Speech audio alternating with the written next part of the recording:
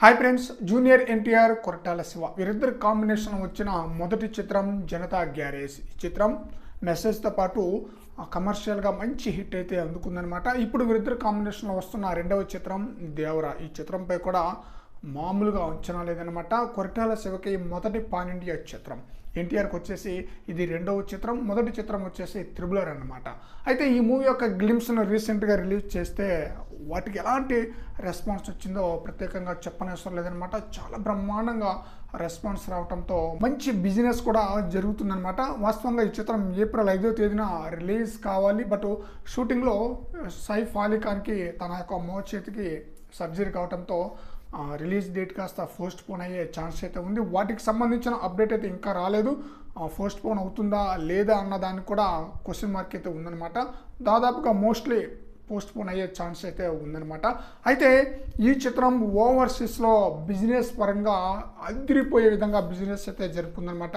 27 కోట్ల వరకు బిజినెస్ జరిగిందన్న న్యూస్ అయితే వినిపిస్తుంది. 27 కోట్లు అంటే హైయెస్ట్ రేట్ అనమాట.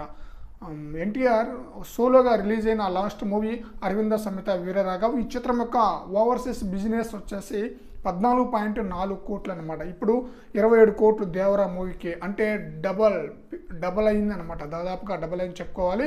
అయితే త్రిబులర్ ఓవర్సీస్ యొక్క బిజినెస్ వచ్చేసి 75 కోట్లు అనమాట. ఇక్కడ ఇద్దరు స్టార్లు, అంతేకాకుండా పాన్ ఇండియా రేంజ్లో మంచి గుర్తింపున్న డైరెక్టర్ రాజమౌళి.